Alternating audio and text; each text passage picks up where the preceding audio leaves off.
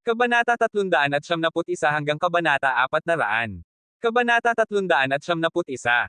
Noong araw na iyon, agad na itinigil ng mga artesano ng malalaking kapangyarihan ang konstruksyon ng mga parke sa sandaling nagsimula pa lamang ito. Ang unang pagguho ay nagbigay sa kanila ng pakiramdam na may mali sa forma sayon, kaya agad silang nagsagawa ng pulong. Hindi, siguradong walang problema sa blueprint. Ang blueprint na ito at ang video ng parke na nakita natin ay eksaktong tugma. Sa tingin ko, kailangan nating tingnan ang problemang ito sa ibang paraan, sabi ng isang arkitektong artesano habang muling sinusuri ang mga blueprint. Siya ang punong arkitekto ng buong proyekto at miyembro ng asosasyon. Maraming beses na talaga niyang sinuri ang blueprint, ngunit ang hindi niya napansin ay ang presensya ng mga numerong Ingles na nakalagay dito. Inakala lamang niyang mga simbolo iyon na ginamit ni Sam. Dahil napakaliit ng mga ito at tila walang kaugnayan, binaliwala niya. Sa sandaling iyon, dumating sa tolda ang mga formation master mula sa asosasyon na responsable sa lahat ng porma sayon ng proyekto. Tinanong ng pinuno ng mga formation master, nahanap na ba ninyo ang problema? Wala pa. 100% tama ang mga blueprint. Tumingin ang formation master sa taong gumawa ng gumuho na pundasyon at nagtanong. May iba pa bang kakaibang nangyari nang ito'y gumuho? Wala po. Bigla lang gumalaw ang espiritual na enerhiya at tuluyang nawasak. May naisip ang pinuno ng porma sayon at sinabi, ipakita ninyo sa akin ang mga blueprint. Sinimulan niyang pagmasdan ang mga ito. Sa totoo lang, dapat ay lubos niyang nauunawaan ang mga blueprint ng konstruksyon. Ngunit nang masusi niya itong suriin, napansin niyang hindi ganoon ka-simple ang pagkakagawa gaya ng itsura nito. Sinuri niya ang bahagi ng pundasyon upang makita kung ano ang mali. Makalipas ang ilang sandali, kumunot ang kanyang noo at naglabas siya ng isang formation simulator, hindi ito permanente, isang gamit lamang. Naglabas siya ng ilang spirit stones at inilagay ang mga ito sa simulator. Makalipas ang ilang sandali, boom! May maliit na pagsabog at bumagsak ang porma sayon. Tumingin siya sa iba at sinabi, hindi kasing simple ng inaakala ang pundasyon. Ang bawat hiwa-hiwalay na block ng pundasyon ay bumubuo ng isang porma sayon, nagsisilbi silang mga node. Anong mga materyales ang ginagamit ninyo? Si greenstone at white sand, sagot nila. Nagulat ang pinuno ng porma sayon. Hindi niya inakalang gagamit sila ng ganito kababang uri ng mga materyales na karaniwan lamang sa konstruksyon upang lumikha ng porma sayon. Hindi ba iba ang mga materyales na nakasaad? Tanong ng pinuno ng porma sayon. Masasayang lang kasi kung iyon ang gagamitin, hindi ba? Huwag kayong gagawa ng sariling kompromiso. Ang bawat bahagi ng konstruksyong ito ay tila isang porma sayon, at bumubuo pa sila ng mga compound formation at magkakapatong na porma sayon. Kailangan nating tukuyin ang tamang pagkakasunod-sunod ng konstruksyon, pati na rin ang pagkakasunod ng bawat elementong bubuuan. Matagal-tagal itong proseso. Napabuntong hininga ang pinuno ng porma sayon. Mayroon din siyang mga blueprint ng karaniwang porma sayon mula kay Sam at alam niyang gawa iyon ng isang napakahusay na tao. Ngunit matapos niyang makita ito, sa kanya naunawaan na ang lahat ng iba pang blueprint ay parang walang kwenta kumpara sa blueprint ng parking ito. Napakakomplikado ng blueprint na ito, at dahil hindi nila alam ang pagkakasunod ng mga formation node, hindi rin nila alam ang tamang pagkakasunod ng konstruksyon. Maaaring ang bawat estruktura sa parke ay isang node ng porma sayon na nagbabalanse sa buong gusali. Kung hindi ito itatayo sa tamang pagkakasunod, babagsak ang buong istruktura. Pakiramdam niya, ang may-ari ay isang baliw. Nakarating ang balita sa mga pinuno ng malalaking kapangyarihan at sa mga asosasyon. Nabigla sila. Akala nila'y naunawaan na nila ang ideya ni Sam. Hindi na niya masyadong hinigpitin ang kontrol sa mga blueprint dahil kumpiyansa siyang hindi ito kayang gawin ng iba. Ngunit ang hindi nila alam, hindi pinigilan ni Sam ang mga blueprint dahil sapat na iyon upang bigyan siya ng oras na harapin sila habang sinasayang nila ang kanilang mga yaman sa pagsubok na unawain ang pagkakasunod at isagawa ang bawat porma sayon. Iisa lamang ang sinabi ng mga pinuno ng malalaking kapangyarihan. Ibinigay namin sa mga asosasyon ang responsibilidad ng konstruksyon, kaya wala na kaming pakialam kung paano ninyo ito itatayo. Nasa inyo na kung ano ang gagawin. Tuluyan nilang inalis ang sarili sa problema. Hindi na rin sila ginambala pa ng mga pinuno ng asosasyon.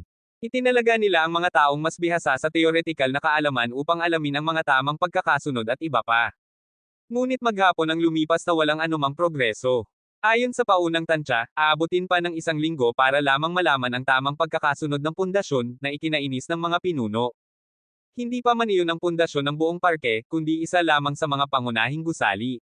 Kung iisang gusali pa lamang ay ganito na kahirap, ano pa kaya ang mangyayari kapag hinarap na nila ang iba? Ilang araw pa ang kailangan nilang hintayin. Dahil dito, nabalisa sila at nagpasya sa ibang paraan, kumonsulta sa tatlong dating pinuno ng Torre na nagbenta ng mga disenyo sa kanila. Nagulat na ang mga pinuno ng asosasyon sa katotohanang hindi ito nabanggit ng mga pinuno ng Torre. Ngunit ng pag-isipan nila, naisip nilang marahil ay sadyang iniwan sila ni Sam at personal na pinangasiwaan ang konstruksyon. Hindi nila alam ang eksaktong dahilan, ngunit hindi na sila nagtagal sa pag-iisip, malalaman din nila ang sagot pagdating nila sa lungsod ni Sam. Kaya ang pinuno ng Pormasayon at ang punong arkitektong artesano ay nagtungo sa kanlurang kontinente at dumating sa lungsod ni Sam. Pagpasok pa lamang nila, agad silang nagtanong tungkol sa kinaroroonan ng mga pinuno ng Torre, at ang sagot na natanggap nila ay lubhang ikinagulat nila. Agad silang tumakbo patungo sa sentro ng lungsod. May isang entablado malapit sa Torre ni Sam. Sa entabladong iyon, 4 na tao ang nakagapos sa mga upuang bato na puno ng mga ron. Ang mga upuang iyon ay kayang pigilan ang paggamit ng espiritual na enerhiya. Hindi nito tuluyang pinuputol ang cultivation, ngunit mahigpit nitong nililimitahan ang paggamit ng espiritual na enerhiya. Ang 4 na dating pinuno ng Torre ay may mga mukhang pa ng paghihirap. Hindi nila alam kung ano ang nangyari, ngunit bigla na lamang nagpakita ng kakaibang mga palatandaan ang mga tirahan nila, at bago pa nila namalayan, sila'y ganap ng iginapos ng hindi kilalang enerhiya. Hindi nila alam ang dahilan, ngunit labis silang nahihiya sa katotohanang hindi man lamang nila makita ang pormasayon ng mga tirahang iyon kahit halos 1 taon na silang naninirahan doon. Ang pinakanapahiya ay ang pinuno ng pormasayon. Ito ang kanyang larangan ng kadalubhasaan, ngunit ngayon ay nakagapos siya sa isang upuan sa gitna ng lungsod. Nakatayo sa entablado sina Philip at Jack, malamig ang tingin sa 4. May lakas loob pa ang mga gagong ito na manatili sa lungsod matapos ipagbili ang mga disenyo ni Sam, hindi nila alam kung paano sila sisitahin. Tunay na mga tanga ang mga ito kung akala nilang makukuha nila ang suporta ng mga asosasyon.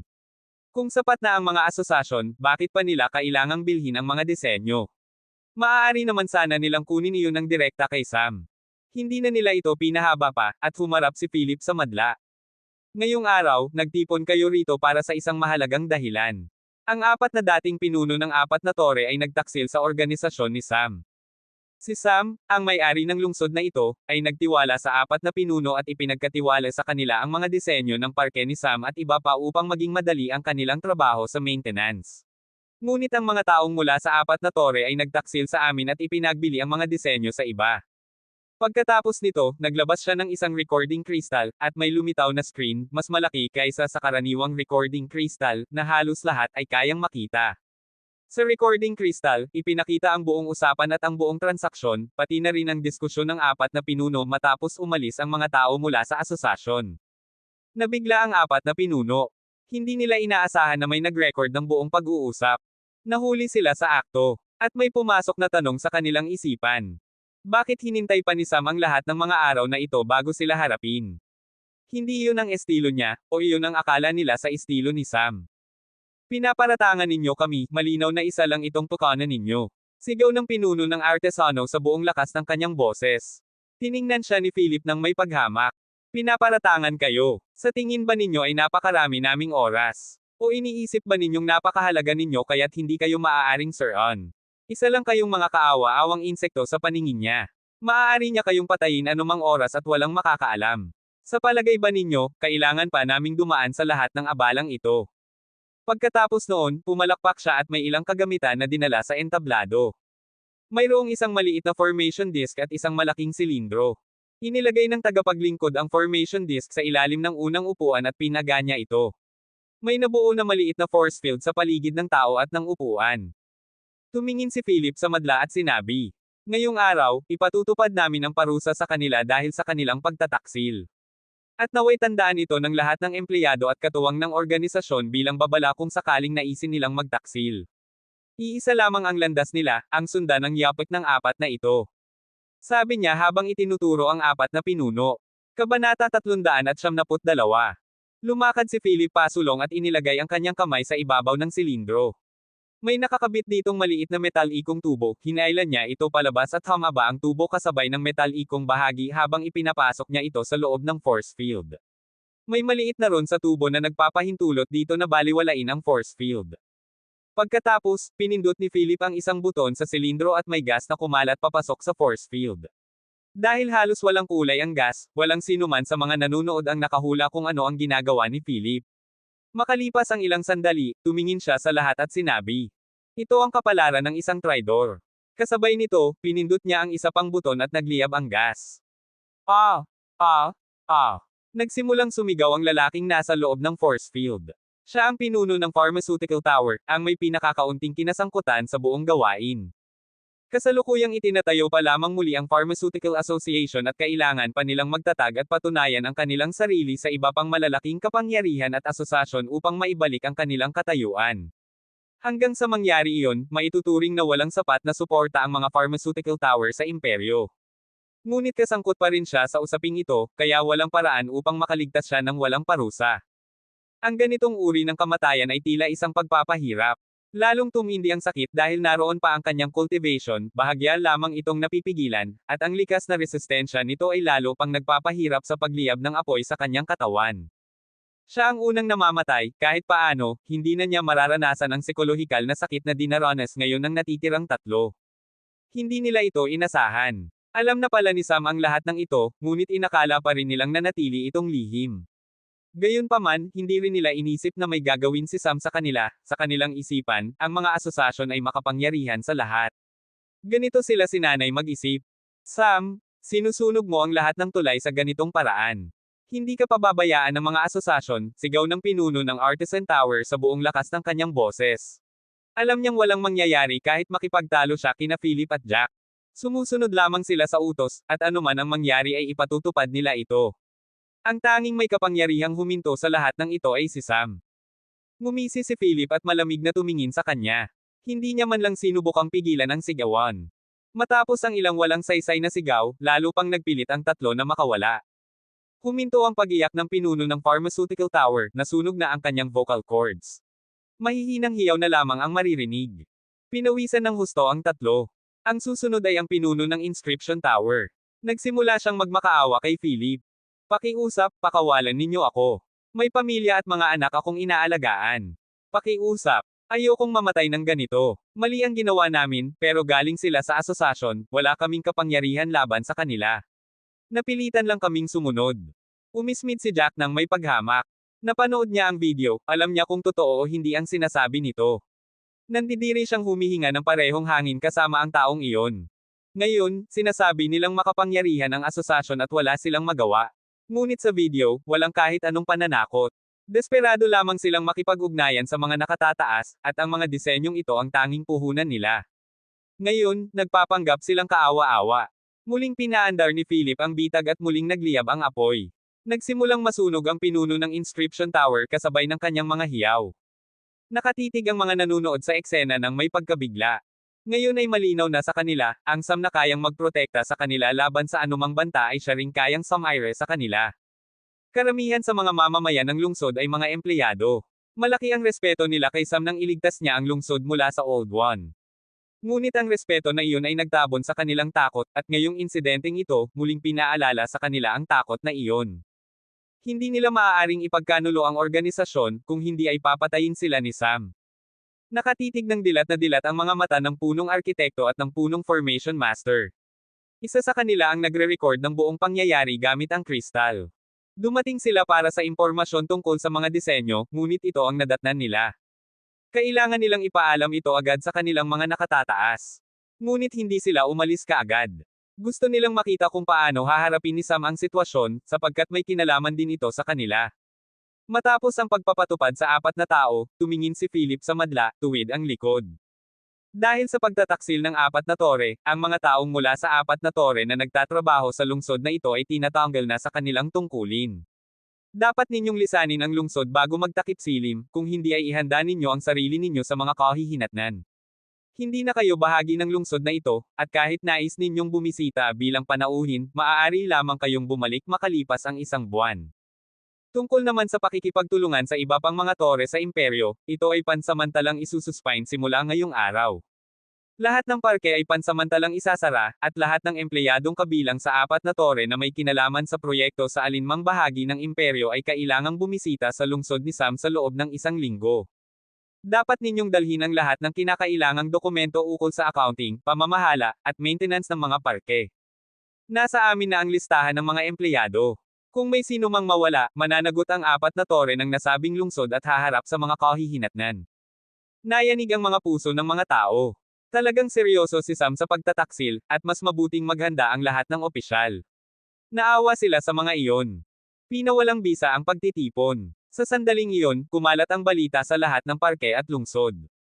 Ang mga empleyado sa ilalim ng mga tore na nagtatrabaho sa mga parke ay pawis na pawis sa kaba.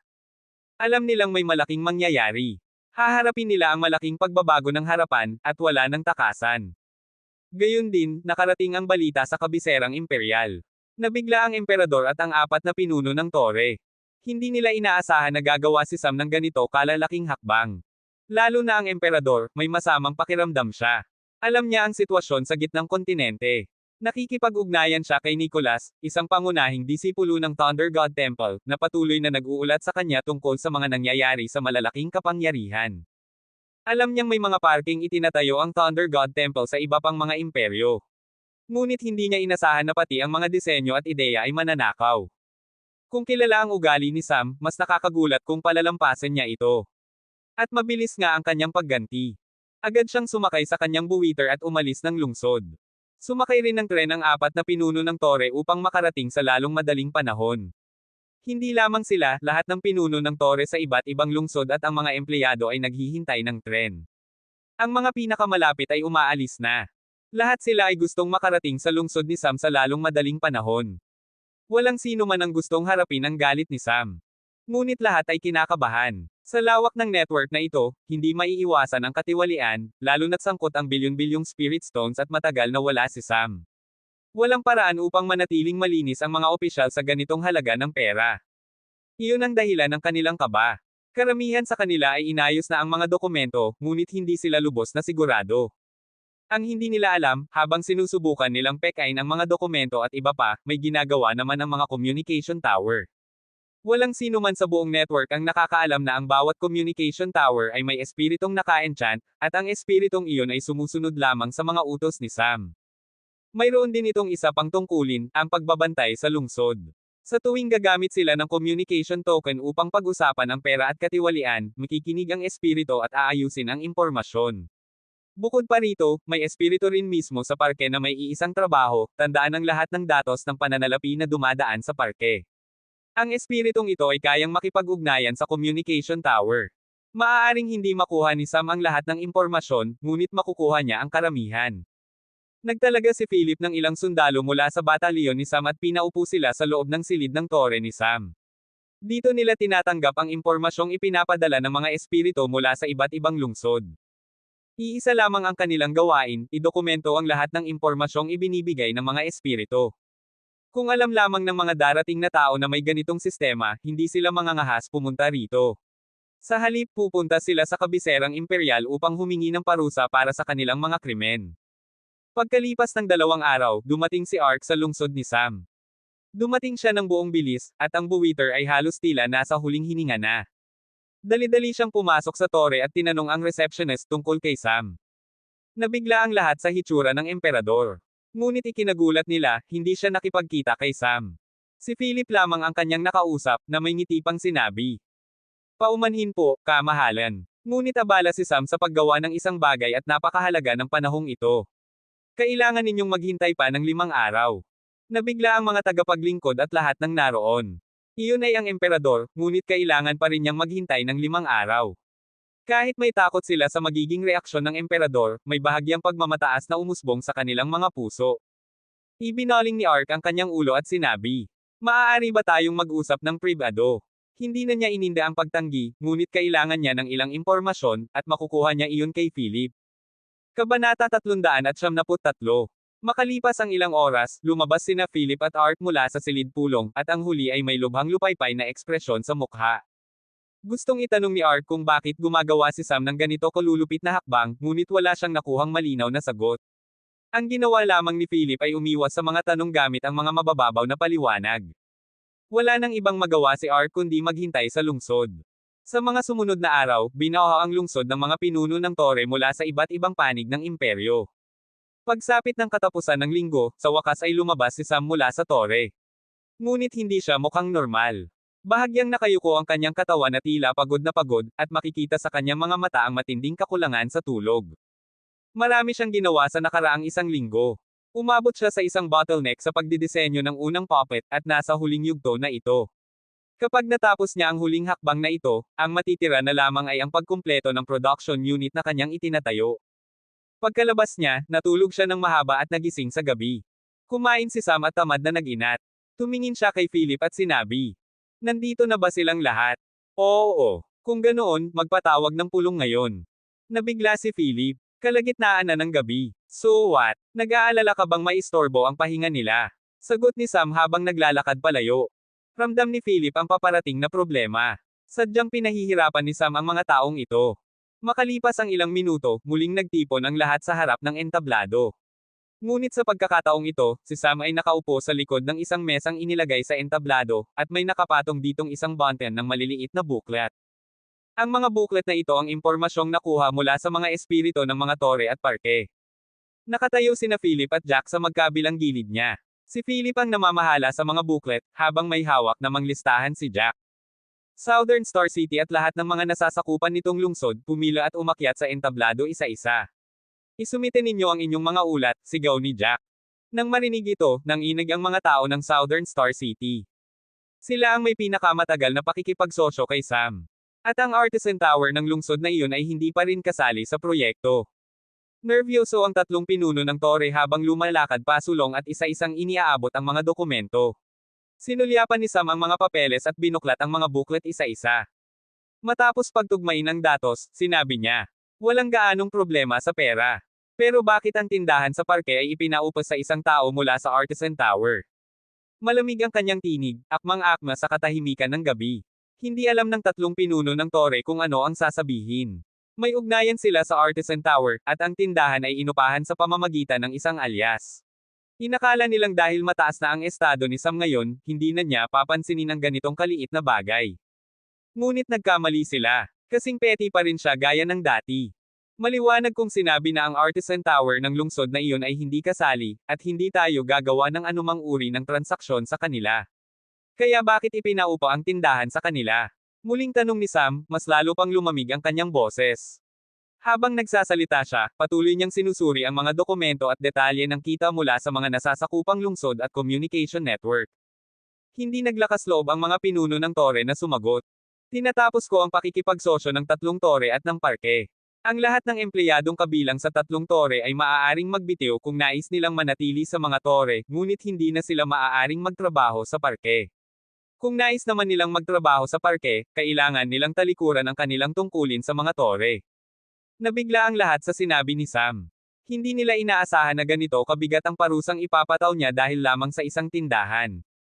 "Sam, sobra naman ito," sa wakas ay nagsalita ang pinuno ng formation. Malamig siyang tiningnan ni Sam at sinabi, "Ang pakikipagsosyo ay nakabatay lamang sa tiwala. Nilabag ninyo ang tiwala ko nang gawin ninyo ang bagay na malinaw kong ipinagbawal. Hindi ako naglagay ng maraming restriction sa simula, pero hindi ninyo man lang masunod ang isang simpleng utos. Sa tingin ba ninyo, tanga ako? Pero masyadong mabigat ang parusang ito." "Oo, masyado itong malupit," sabay-sabay na nagsalita ang ilan sa ibaba ng entablado. Sinulyapan sila ni Sam at nagsalita. "Lugar ba ninyo ang magsalita? Manahimik kayo at hintayin ang inyong turno." Agad na natahimik ang karamihan. Pagkatapos ay hinarap niya ang mga empleyado.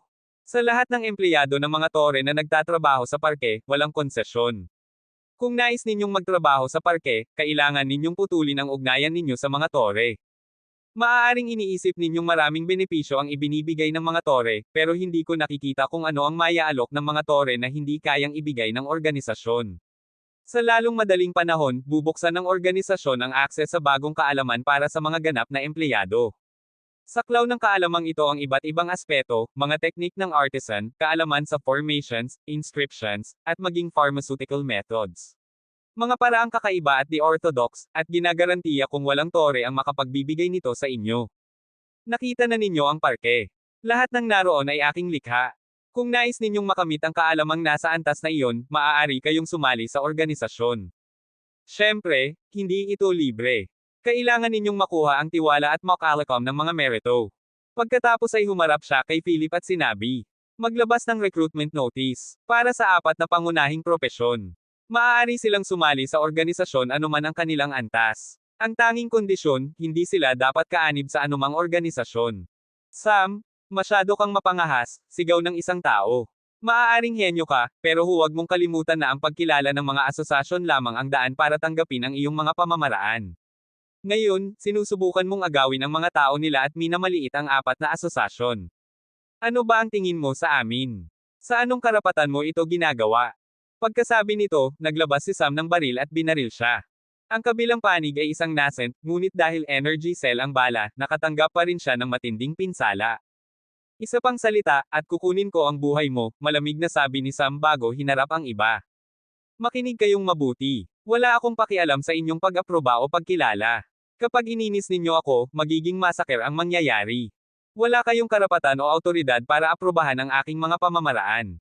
Ang negosyong ito ay iminungkahi ko, nilikha ko, at pinapatakbo ko. Binigyan ko lang kayo ng bahagi dahil ayaw kong gawin ang lahat mag-isa. Kung wala kayong utang na loob, ipinagkanulo ang aking tiwala, at umaasa pa ring titiisin ko ang kalokohan ninyo, sinusubok ninyo ang aking pasensya.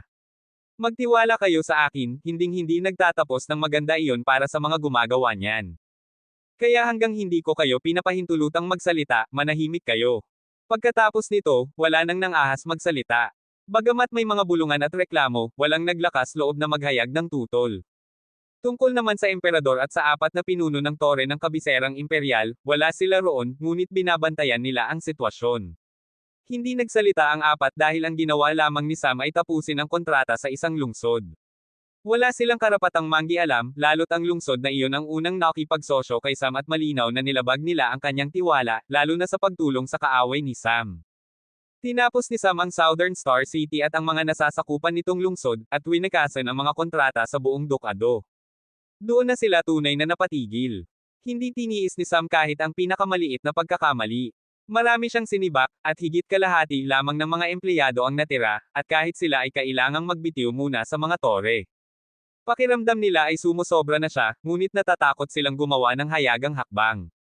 Nakipagkita sila sa emperador isang araw bago nito at may nalaman silang ilang bagay. Ayaw ng emperador na maging padalos-dalos sila. Ayaw niyang harapin ang galit ng mga pinuno ng asosasyon kung may mangyari sa kanila.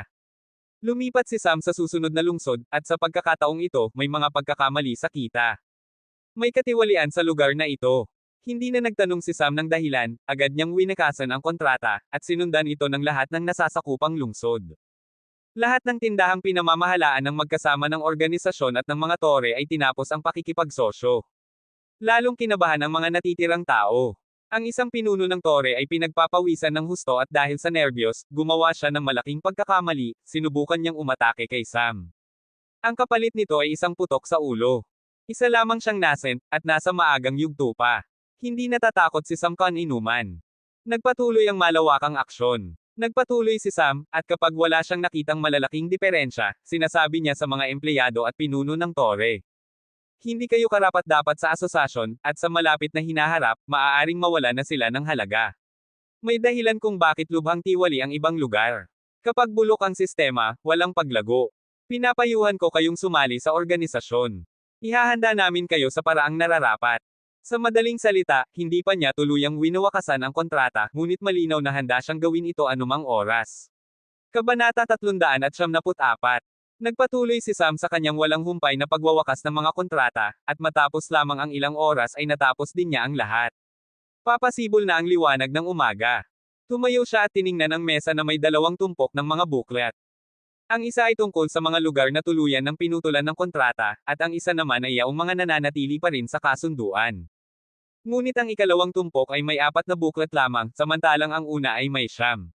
Sa buong kanlurang kontinente ay may 14 na dukdam, at sa mga iyon, 9 ang tuluyang pinutulan ng kontrata.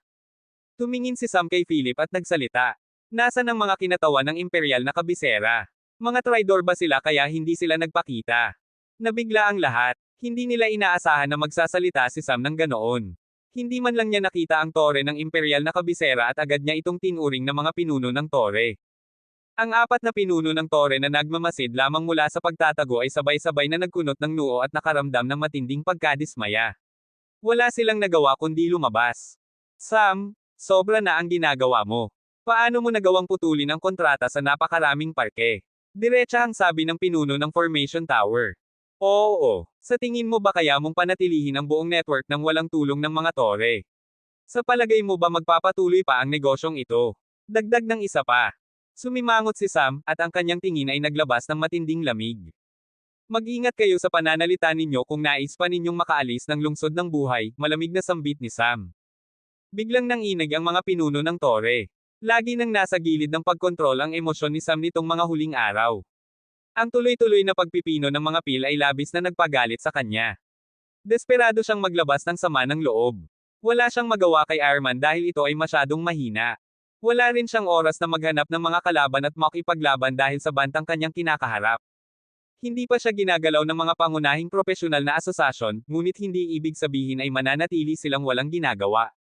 Para itong kwento ng Taj Mahal. Si Shah Jahan, ang emperador, ay gumamit ng pinakamahusay na mga artisan upang itayo ang libingan ng kanyang asawa, na naging isa sa mga kababalaghan ng mundo dahil sa ganda at karangyaan nito. Binigyan ng mga artisan ng lupa, kayamanan, at katayuan, lahat ng maaari nilang pangarapin. Ngunit dahil sa malupit na laro ng kapalaran, may pumasok na kaisipan sa isip ng emperador. Paano kung ang artisan na ito, na napakahusay, ay makagawa ng isang monumento na hihigit pa sa Taj Mahal? At dahil doon, pinutol ang mga kamay ng mga artisan, ang mismong ikinabubuhay nila, kasama ang libo-libong manggagawa. Ang napakagandang simbolo ng pag-ibig ay naligo sa dugo at karahasan. Ganoon din ang mangyayari sa mga pinuno ng asosasyon. Sa kalaunan, mauunawaan nilang sa kanilang makaluma at saradong paraan ng pagkatuto, hindi nila malalagpasan ang kanilang mga hangganan, ni makakagawa ng bagay na ka-level ng isang parke, lalo na ang higaitan ito. At kapag natakot silang mahijitin sila ni Sam, gagawin nila ang lahat upang pigilan iyon. Hindi pa dumarating ang mga kaisipang iyon ngayon, ngunit tiyak na darating kapag halos tapos na ang parke. Sa ngayon, nasa gitna pa lamang ng konstruksyon, kaya hindi pa nila nauunawaan ang tunay na halaga ng parke. Ngunit sa oras na makarating ito sa huling yugto, doon magsisimula ang tunay na problema para kay Sam. Maaari niyang guluhin sila ngayon, ngunit kung gagawin niya iyon, maaaring magalit sila ng tuluyan. Sa kasalukuyan, hindi pa banta si Sam, isa lamang siyang tinak na hindi pa nakakasakit sa mga tunay na makapangyarihan. Ngunit sa sandaling makita siya bilang isang banta, kailangan na niyang mag-ingat. May hangganan lamang ang kakayahan ng lungsod, at hindi niya magagamit ang buong potensyal nito hanggat hindi lumalakas ang kanyang mental strength. Kung hindi, matagal nang patay si Shravan. Habang nakatingin siya sa mga pinuno ng tore, nagsalita si Sam. Ang apat na asosasyon ay bulok na hanggang sa pinakaugat. Ni kalahati ng kanilang mga miyembro ay hindi na gumagana ng maayos. Ipinapahayag ko ngayon, tuluyan ng tinatapos ng organisasyon ni Sam ang pakikipag-partner sa inyo. Hindi namin kinukonsinti ang katiwalian, nepotismo, at makasariling mga prinsipyo. Ang apat na asosasyon ay itinatag upang ipalaganap ang kaalaman at hikayatin ang mas maraming propesyonal, ngunit tinalikuran ninyo ang layuning iyon dahil sa kasakiman. Nag-aalok ako ngayon ng pagkakataon sa lahat ng eksperto sa apat na asosasyon na sumali sa aming organisasyon.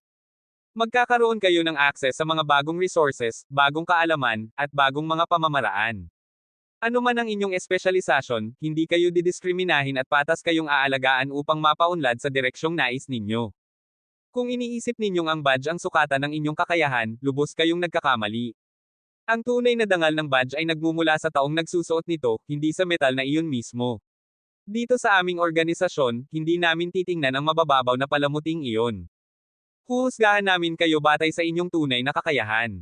Malakas na inihayag ni Sam ang mga salitang ito, at walang halos pumansin sa communication device na suot niya sa kanyang tainga.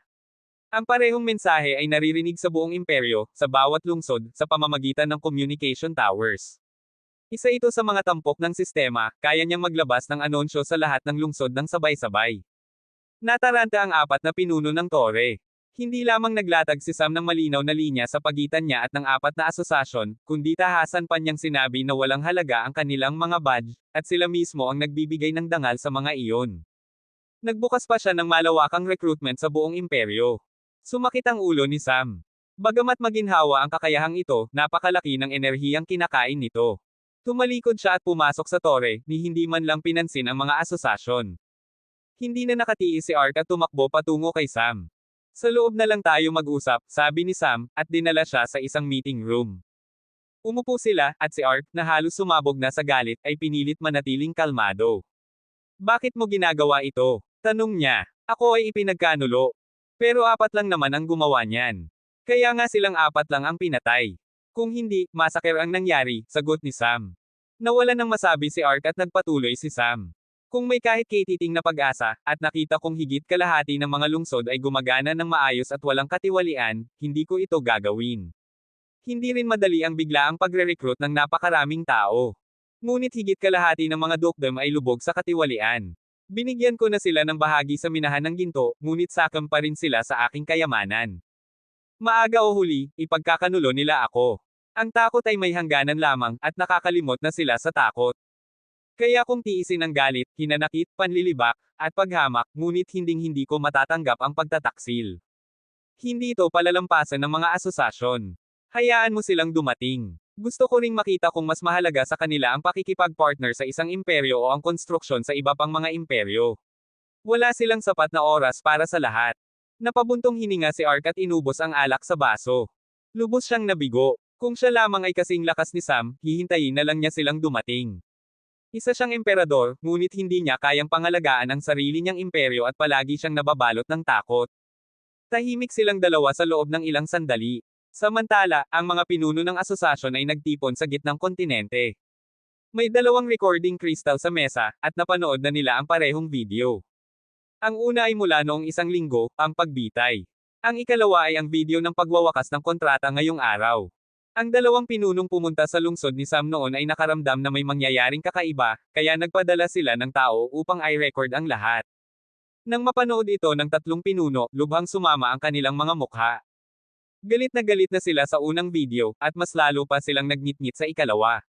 Ngunit biglang natawa ang pinuno ng Formation Association at nagsalita. Sa tingin ko, nagagalit tayo nang wala sa lugar. Nagtaka ang dalawa. Ano ang ibig mong sabihin, ikatlo? Pag-isipan ninyo, wala namang kayang gawin si Sam sa atin. Oo, isa siyang banta, ngunit hanggang sa kanyang lungsod lamang. Naglalabas lang siya ng galit dahil nalaman niyang ninakaw natin ang kanyang mga disenyo. Ngunit ano pa ba ang kaya niyang gawin? Madali bang burahin ang impluwensya ng apat na asosasyon sa mga imperyo? Kapag kailangan ng sandata ng mga tao, sa Artisan Tower pa rin sila pupunta, hindi iyon magbabago. Dahil lang sa sinabi ni Sam ang mga salitang iyon, may mangyayari ba talaga? Sa halip, pagkakataon ito para sa atin. Maaari nating tuluyang ihiwalay ang sarili natin sa kanya at magtayo rin ng mga parke sa kanlurang kontinente. Noon pa man, may partnership na tayo at balak na rin nating unti-unting sakupin ang kanyang organisasyon. Ngayon, may pagkakataon na tayo. Magtatatag tayo ng sarili nating organisasyon. Gagamitin natin ang impluwensya ng mga tore upang makipagkompetensya sa kanya. Walang ibang puwersang sumusuporta kay Sam at nagbibigay ng manpower sa kanya. Ngayong pinutol niya ang kontrata, malapit na siyang malubog sa problema. Sinabi niya ito habang may masamang ngiti sa labi. Kabanata 375. Bumalik tayo sa lungsod ni Sam. Nasa loob pa rin ng meeting room sina Ark at Sam. Gusto sanang pigilan ni Ark si Sam na huwag masyadong lumayo ang gawin, ngunit habang iniisip niya ang mga salita ni Sam, napagtanto niyang may katuturan ang mga ito. Gayunman, agad siyang nalunod sa sariling pag-iisip tungkol sa kanyang kahinaan. Kung talagang malakas siya, hindi na sana niya kailangang alalahanin ang galaw ng mga pangunahing asosasyon at hinayaan na lamang si Sam na gawin ang gusto nito. Totoo namang mayabang ang mga tore, at may dahilan sila. Kontrolado nila ang napakaraming aspeto ng lipunan. At lahat ng iyon ay nag-ugat sa mga asosasyong ito. Sinubukan ng kanyang ama na palayain ang imperyo mula sa impluwensya ng gitnang kontinente. Ayaw nitong manatiling sunod Sonyerin sa Thunder God Temple. Ngunit namatay ito dahil sa katandaan.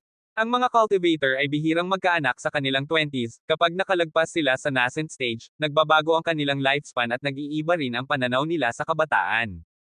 Ang isang transcendent ay maaaring manatiling mukhang bata sa loob ng mahigit isang siglo. Gusto rin ni Ark na subukang alisin ang impluwensya ng Thunder God Temple. Ngunit para magawa iyon, kailangan niyang marating ang consummate realm. Sa lahat ng kanyang kakayahan, ang naabot lamang niya ay ang rurok ng gitnang yugto ng transcendent. Nakikita niyang may pag-unlad siya, ngunit hindi niya makita ang sarili na makaktupo anumang oras. At sapat na ba ang basta makapasok sa realm na iyon? Hindi niya alam. Sapagkat kahit ang pinakamahina sa mga pinuno ng pangunahing kapangyarihan ay isang middle stage consummate cultivator. Kahit maabot niya ang initial stage, wala pa rin siyang laban sa Thunder God Temple. Habang palalim ng palalim ang kanyang pag-iisip, isang mahinang katok ang nagpabalik sa kanya sa realidad. Tinapik ni Sam ang mesa gamit ang daliri at nagtanong. Ano ang iniisip mo? Wala, iniisip ko lang kung gaano ako kaawa-awa. Sam, sabihin mo nga sa akin. Nakalaan ba akong manatili sa ganitong kalagayan? Isang emperador sa pangalan lamang, sunod Sonyerin lang sa utos nila. Hindi sumagot si Sam at tinitigan lamang siya. Si Ark ay nagsimulang uminom ng alak baso matapos ang baso, nang hindi gumagamit ng spiritual energy para pigilan ang epekto nito. Simula noong insidente ng Old One, palagi na siyang pinaglalaroan ng Thunder God Temple, halos ginawa na siyang utusan. Gusto niyang malasing, lunurin ang lungkot sa alak.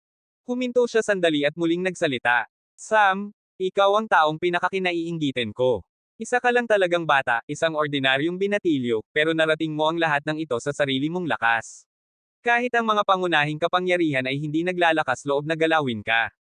Kung taglay ko lang sana ang kakayahan at talinong katulad ng sa iyo, nagawa ko sanang baguhin ang aking kapalaran. So ang sawa na akong maging isang papay. Inubos niya muli ang isang baso. Hindi pa rin nagsasalita si Sam.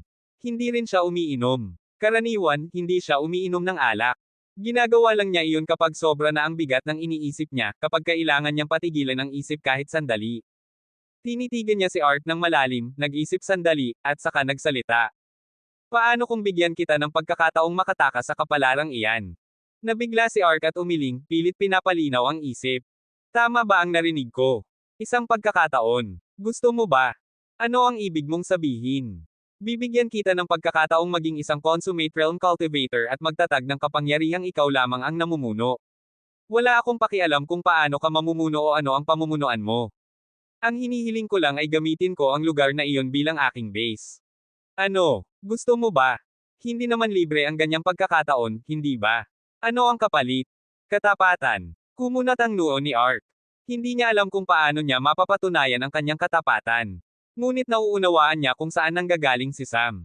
Sa sandaling ito, ang pinakakailangan ni Sam ay mga taong mapagkakatiwalaan. Ngunit hanggang saan ang hinihinging katapatan?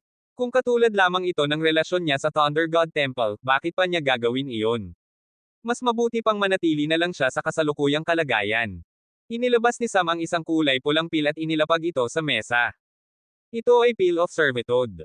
Kung nais mong manatiling tapat sa akin, inumin mo ito. Ginagawa ko ito dahil wala akong kayang pagkatiwalaan sa ngayon. Maaari mong isipin na magiging papay kita, ngunit hindi iyon ganap na totoo. Una sa lahat, wala akong balak magkontrol ng teritoryo o mamuno ng imperyo. Mas gusto kong magnegosyo. Tungkol naman sa ibibigay ko sa iyo, nararapat lamang na ipaliwanag ko. Batay sa aking obserbasyon, ang pangunahing kulang sa mga transcendent cultivator ay hindi talento o resources, kundi gabay. Napakakaunti ng consummate realm cultivator sa mundo, at sa bawat henerasyon, wala pang 10 ang lumilitaw. Ang lahat ng kaalaman tungkol sa realm na iyon ay sinelyuhan ng mga pangunahing kapangyarihan, kaya halos imposible para sa ordinaryong transcendent na mag-breakthrough. Ngunit mayroon akong paraan upang ibigay sa iyo ang gabay na iyon, at sigurado akong kahit ang mga pangunahing kapangyarihan ay walang akses sa ganitong antas ng kaalaman. Napaisip ng malalim si Ark at huminga ng malalim. Kung hindi mo ako pinagkakatiwalaan, bakit kita pagkakatiwalaan? Walang pag-aalinlangang sumagot si Sam. Wala akong sagot dyan. Maaaring hindi patas, ngunit may isang bagay akong sigurado, kung gusto kitang sirain, hindi ko kailangang maglaro ng tiwala, kaya kitang patayin anumang oras. At kung gusto kong sakupin ang imperyo, matagal ko na sana itong ginawa. Ang tanging gusto ko lang ay isang payapang lugar na maaari kong panatilihan. At kung ikaw ay magiging isang consummate cultivator, magsisilbi kang panangga. Sa madaling salita, wala kang ibang magagawa kundi pagkatiwalaan ako. Hindi ko naman maibabalik ang tiwalang iyon sa iyo, at malinaw kung bakit. Napakalalaki ng aking mga kaaway. Nakakatawang isipin na ang isang taong kasing edad at lakas ko ay kalaban nila. Kung magtitiwala ako sa iyo at ipagkanulo mo ako, mawawala ang lahat ng pinaghirapan ko. Kahit ikaw ay isang emperador, mas lalo ka pang vulnerable sa mga banta. Sa huli, makikita mo ako bilang isang nag-iisang batang lalaki. At kung darating ang oras na kailangan mong pumili sa pagitan ko at ng iyong imperial na pamilya, malinaw kung sino ang pipiliin mo. Ang kawalan ko ng tiwala sa iyo ay nagmumula sa iyong kahinaan. Sana ay maintindihan mo. Hindi na nagsalita pa si Sam matapos iyon. Naipaliwanag na niya ang buong sitwasyon. Walang mapapala si Sam kahit sirain niya ang imperyo. Wala itong maibibigay na hindi niya kayang kunin sa sarili niyang lakas. Ngunit kailangan niya ng isang consummate realm cultivator. Maaari niyang dalhin ang isang Raiju sa lungsod, ngunit mahihirapan siyang itago ang Tempest Valley, at ayaw rin niyang gumamit ng ganoong lakas para sa mga simpleng bagay. Hanggat maaari, aayusin niya ang lahat sa sariling paraan. Maliban na lamang kung tuluyan na siyang maipit, doon lamang siya gagamit ng lakas ng mga Raiju. Samantala, si Ark ay tila nakasakay sa isang roller coaster ng emosyon. Wala siyang maisagot, dahil alam niyang tama si Sam. Sa ngayon, ayos pa ang lahat dahil hindi pa sila ganoon kalapit. Ang lahat ay nagugat lamang sa biglaang paglalabas ng sama ng loob ni Ark. Ngunit kung talagang tutulungan siya ni Sam, magiging kahinaan siya nito. Dahil sa panlabas, kailangan pa rin niyang sundin ang utos ng Thunder God Temple. Walang kasiguruhan si Sam kung wala siyang hawak na garantiya. Ngunit may alinlangan din si Ark. Paano kung talagang balak ni Sam na kontrolin ang imperyo? Kung gagamitin nito ang epekto ng pil para doon, siya ang talo. Tumingin si Sam sa labas ng bintana at minasdan ang pagsikat ng araw. Tumayo siya at nagunat ng katawan. May gagawin pa ako. Kung papayag ka, inumin mo ang pil. Kung hindi, ibigay mo ito kay Philip bago ka umalis. Pagkatapos noon, nagtungo si Sam sa arena kung nasaan si Arman. Sa oras na ito, tuluyan nang nawala ang loob ni Arman. Para na siyang patay na tao na humihinga lamang. At ngayon, hindi na lang basta binubugbog ni Sam si Arman, tinutokso at binubuli niya ito. Pinipilit niyang gawin ang mga bagay at pinarurusahan kapag hindi sumunod. At araw-araw itong ginagawa sa harap ng maraming manunood. Katulad ng ibang araw, ngunit sa pagkakataong ito, hindi na nakayanan ni Arman at bigla itong umiyak. Sinipa siya ni Sam sa ulo at malamig na nagsalita. Sino ang nagsabing pwede kang umiyak? Ayokong makita ang mga luha mo. Mabilis na pinunasan ni Arman ang kanyang mga mata. Kabanata 376. Nakaupo si Ark sa kanyang upuan habang pinagdaraanan ang lahat ng kanyang mga iniisip. Pinag-aaralan niya si Sam, ang kanyang mga kilos, desisyon, at pagkatao, upang makabuo ng malinaw na conclusion. At nang maisip niya ang lahat, isang bagay ang kanyang napagtanto, maaaring ituring na sakam si Sam kung titignan ang kanyang mga proyekto at mga plano sa negosyo, ngunit may isang bagay na hindi maikikailan ng sinuman. Hindi kailanman naging sakam si Sam sa mga bagay na hindi kanya. Hindi niya kailanman pinagnasahan ang yaman ng iba. Hindi niya tinarget ang sinuman dahil sa takot na mabaigo ang sarili niyang negosyo. Siya ay malayo sa maliliit at maruruming taktika. Lahat ng kanyang nakamit ay bunga ng sarili niyang kakayahan. Hindi niya ninanais ang mga bagay na hindi kanya, sa katunayan, maaari pang sabihing kinamumuhian niya ang ganitong asal. Tiningnan ni Ark ang kulay crimson na pil na nakapatong sa mesa. Huminga siya ng malalim, saka iniabot ang kamay, kinuha ang pil, at nilunok ito. Nakaramdam siya ng bahagyang bakas ng spiritual energy na pumasok sa kanyang katawan, at tila may espiritual na kamalayang isinama rito. Matapos matuno ang pil, naramdaman niyang ang espiritual na kamalayan ay pumasok sa kanyang isipan, at ang spiritual energy mula sa pil ay tumutulong sa kanyang katawan upang tanggapin ito. Sa kanyang spiritual sea of consciousness, naramdaman ni Ark na may isang marka ang biglang lumitaw. Hindi niya maaninag ang hugis ng markang iyon, ngunit ramdam niya ang aura nito, pamilyar, at nagbibigay ng parehong pakiramdam gaya ng kay Sam. Sa sandaling iyon, si Sam, na binubugbog si Arman, ay biglang huminto. May naramdaman siyang kakaiba. Isang manipis na bakas ng spiritual energy ang lumipad patungo sa kanya. Ipinihit niya ang kanyang kamalayan paloob at nakita ang isang maliit na ball ang liwanag na palutang lutang.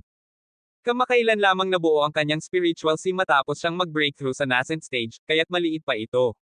Tinitigan niya ang ball ang liwanag, at nang mag-focus siya, naramdaman niya si Ark, nakaupo ng cross-legged at hinahayaang tuluyang matuno ang pil. Hindi niya makita ang paligid ni Ark. Ang tanging nararamdaman niya ay ang mismong ginagawa nito. Binuksan ni Sam ang kanyang mga mata at bahagyang ngumiti. Tumingin siya kay Arman, na nakapulupot sa sarili at pilit na pinipigilan ang pag-iyak.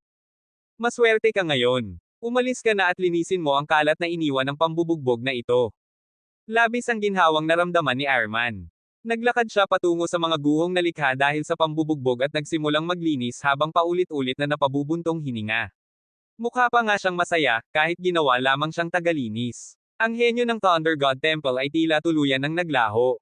Umalis si Sam upang makipagkita kay Ark. Manatili ka muna sa lungsod ng ilang araw. May pupuntahan tayo. Pagkatapos nito, nagtungo siya sa isang bulwagan kung saan maraming tao ang nagtipon, ang mga bagong recruit mula sa 4 na tore. Lubhang minamaliit ng tatlong pinuno ng asosasyon ang impluwensya ni Sam. Sa iilang salita lamang, halos lahat ay nagbitiw sa kanilang tungkulin sa mga tore. Ang sinumang nagtatrabaho para sa organisasyon ay ayaw umalis. Maganda ang trabaho, maganda ang benepisyo, at napakarami nilang natututunan mula sa masalimuot na formations. Para sa mga artisan, sila ay nabighani sa mga makinaryang ibinigay ni Sam sa mga pabrika, mas madali at mas produktibo ang kanilang trabaho. Bakit pa sila aalis? Ngunit hindi ito ang lahat. Ito ang mga taong dati ng personal na kinontak ni Sam, at sa unahan ng hanay, makikita si Austin. Kayo ay narito dahil may bagong proyektong naghihintay sa inyong lahat, sabi ni Sam. Dahil magre-recruit na ang organisasyon ng sarili nitong mga empleyado, kailangan natin ng isang lugar para sa pagkatuto. Ang susunod nating proyekto ay eksakto iyon. May bagong lupain na nalinis kamakailan sa kalapit na kagubatan, at doon natin itatayo ang pinakamahusay na lugar ng pagkatuto sa lahat ng panahon. Sa isang kumpas ng kanyang kamay, inihagis niya ang isang spatial ring kay Austin. Bilang arkitekto, siya ang mamamahala sa konstruksyon. Nagpatuloy si Sam. Ang mga blueprint na ito ay naglalaman ng lahat ng aspeto ng proyekto, mga gusali, formations, inscriptions, at ang pagsasanib ng lahat ng ito. Kahit magtagal ang konstruksyon, umaasa akong pag-aaralan ninyo ang mga blueprint at uunawain ang mga konsepto at detalyeng nakapaloob dito. Makakatulong ito sa inyo upang makamit ang breakthrough sa inyong sining. Sa loob ng 6 na buwan, aalis ako ng imperyo upang asikasuhin ang ilang negosyo. Hanggang doon, maglalaan ako ng 3 oras bawat araw upang sagutin ang inyong mga katanungan. Dito rin tayo magkikita. Labis ang kasiyahan ng lahat. Hindi nila inasahan na ang unang proyekto bilang opisyal na miyembro ng organisasyon ay magiging ganito kahalaga at kapaki-pakinabang. Sa pagkakataong ito, hindi na sila basta sumusunod sa utos, kailangan nilang unawain ang mga prinsipyo at konsepto sa likod ng mga disenyo. Isang napakalaking oportunidad ito. Ngunit bago sila tuluyang matuwa, nagsalita muli si Sam. Ngunit bago ang lahat ng iyon, kailangan ninyong ipangako ang inyong katapatan sa akin. At para magawa iyon, kailangan ninyong uminom ng pil mula rito. Inihagis ni Sam ang isang spatial ring sa kanila. Isa sa kanila ang Samalo. Napakunot ang noo ng lahat. Paumanhin, ngunit paulit-ulit na akong ipinagkanulo ng 4 na tore. Kahit ang mga nasa itaas ng mga asosasyon ay nagmamatsyag sa akin. Kailangan kong tiyakin na walang especially iya at walang magtatangka na ipagkanulo ako. Ang pil na ito ay isang uri ng entrance test. Tumango sila sa pag-unawa, bagamat hindi sila masaya. Masakit mapaghinalaan. Ngunit nauunawaan nila ang panig ni Sam dahil sa magandang pagtrato nito sa kanila noon. Makatarungan si Sam mula sa simula, maayos ang sahod, may bonus, at maganda ang kondisyon ng trabaho. Ngunit sa kabila nito, ipinagkanulo pa rin siya. Si Austin ang unang uminom ng pil. Nakagawa na siya ng desisyon, wala nang balikan. Sumunod ang lahat. Sa loob ng ilang minuto, lahat ay uminom ng pil, at naramdaman ni Sam ang pagpasok ng kanilang spiritual sense sa kanyang katawan. Maraming bowl ang liwanag ang lumitaw sa kanyang isipan. Matapos nilang buksan ang kanilang mga mata, sinabi ni Sam. Huwag kayong mag-alala. Hindi ito slave imprint at hindi nito kokontrolen ang inyong kalooban. Pipigilan lamang kayo nitong gumawa ng anumang bagay na magtataksil sa akin. Pagkatapos nito, umalis si Sam sa silid. Kahit hindi ganap na totoo ang kanyang sinabi, ito ay isang white lie. Hindi niya kailangang kontrolin sila, sapat na ang layuning iyon. Saan ka pupunta matapos ang 6 na buwan? Tanong ni Philip. Thunder God Temple. Bakit? Palace of Inheritance, sagot ni Sam, at ipinaliwanag ang tungkol sa badge. Siyempre, hindi niya sinabi ang buong katotohanan, sinabi lamang niyang piling-pili ang mga tinawag pabalik ng palasyo, at isa siya sa mga iyon. Hindi ba mapanganib iyon? Nag-aalalang tanong ni Philip. Lubhang masama ang relasyon nila sa palasyo. Iniwan ni Sam ang usapan at bumalik sa kanyang pang-araw-araw na gawain. Sa loob ng 2 araw, matatapos na ang disenyo ng unang puppet. Kailangan din niyang tapusin ang production equipment na sinimulan niya. Kapag natapos iyon, magiging mas madali na ang mga susunod na proyekto sa paggawa. Samantala, nagkakagulo ang buong lungsod ni Sam. Ilang oras pa lamang ang nakalipas mula nang ipahayag ang recruitment, ngunit napakarami nang dumating para sa assessment. Dahil hindi ito ang unang anunsyo, ngunit ngayon lamang naging seryoso ang mga tao. Pagsapit ng gabing iyon, lumabas si Sam mula sa Divine Dimension at nakipagkita kay Ark. Nagtungo sila sa bagong tayong space gate sa lungsod. Halos 1 buwan na ang nakalipas mula nang simulan ang konstruksyon. Ang unang gate ay para sa lungsod mismo, ang ikalawa ay nasa Kali Empire, sa ilalim ng Beast Faction. Pansamantalang itinigil ni Sam ang iba pang gates upang pabilisin ang pagtatayo ng mga ito. Mula sa Kali Empire, maaari silang dumaan sa Beast Faction at tumungo sa Tempest Valley sa gitnang kontinente. Mayroon din silang kasunduan sa Beast Faction, at sa loob ng 2 araw ay magpapadala siya ng mga kinatawan, kaya mahalaga ang Space Gate na ito. Naglakbay sina Sam at Ark patungong Kali Empire, Beast Faction, at sa wakas, gitnang kontinente. Habang papalapit sila sa Tempest Valley, nakaramdam si Ark ng matinding pangangilabot. Pagdating nila, tiningnan sila ng matandang halimaw at bahagyang pumikit. Pill of Servitude. Saan mo nakuha iyan, bata? Huwag mong sabihing ikaw ang gumawa niyan. Hindi gaanong nagulat si Sam na alam nito ang pill, ngunit ang matukoy ito sa amoy lamang ay kahanga-hanga.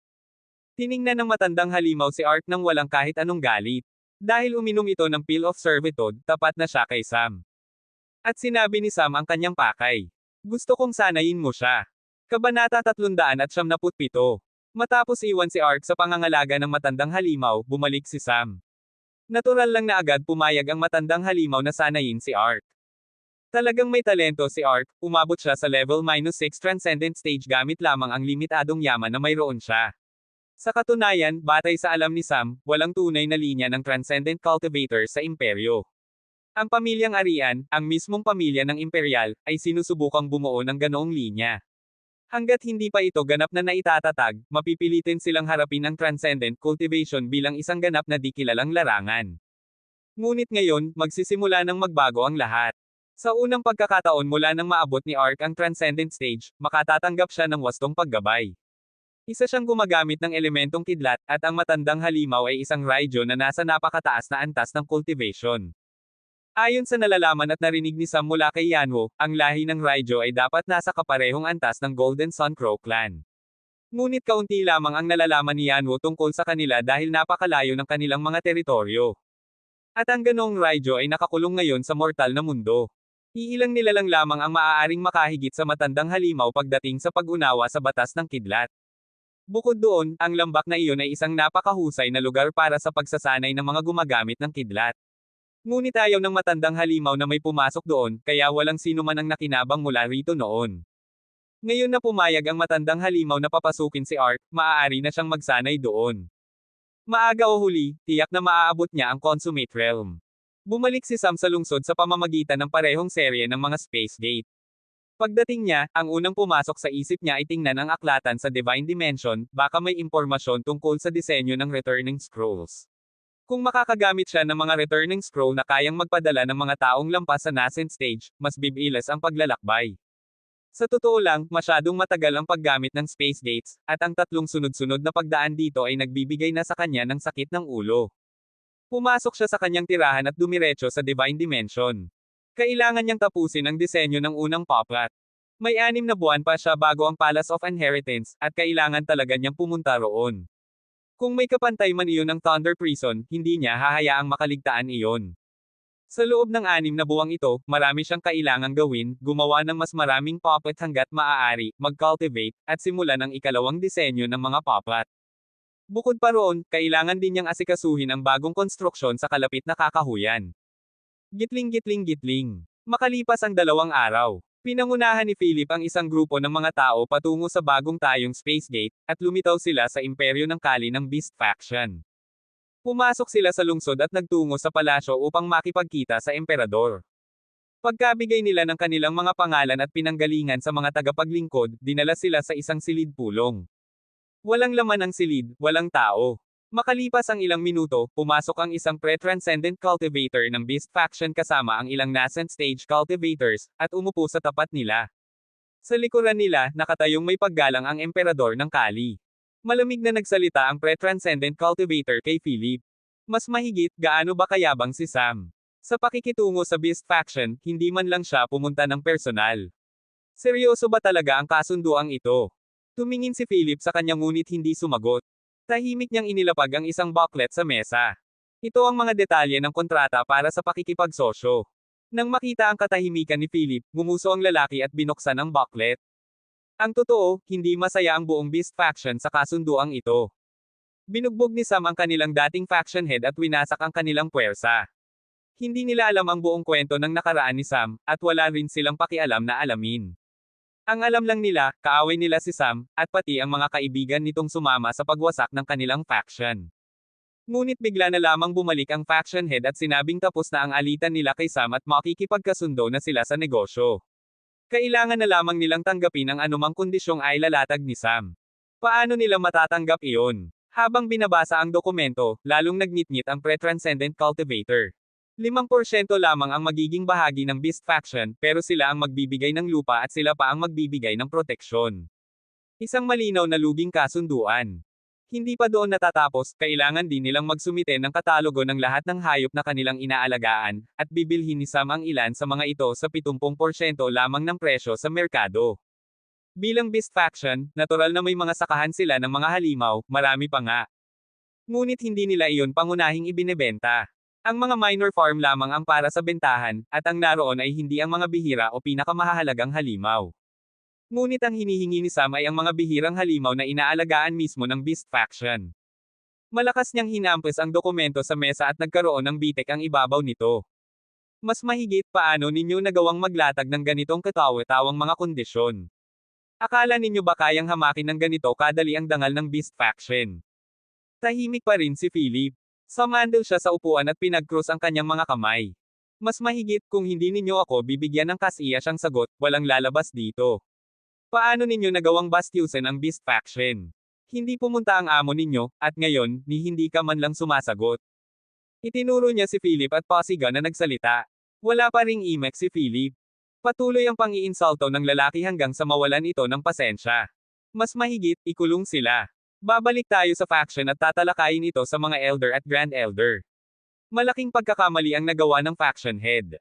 At ganoon na lamang, ini-escort si Philip at ang kanyang grupo patungo sa Beast Faction bago pa man sila makapagsalita. Pagdating doon, ikinulong pa sila sa bilangguan.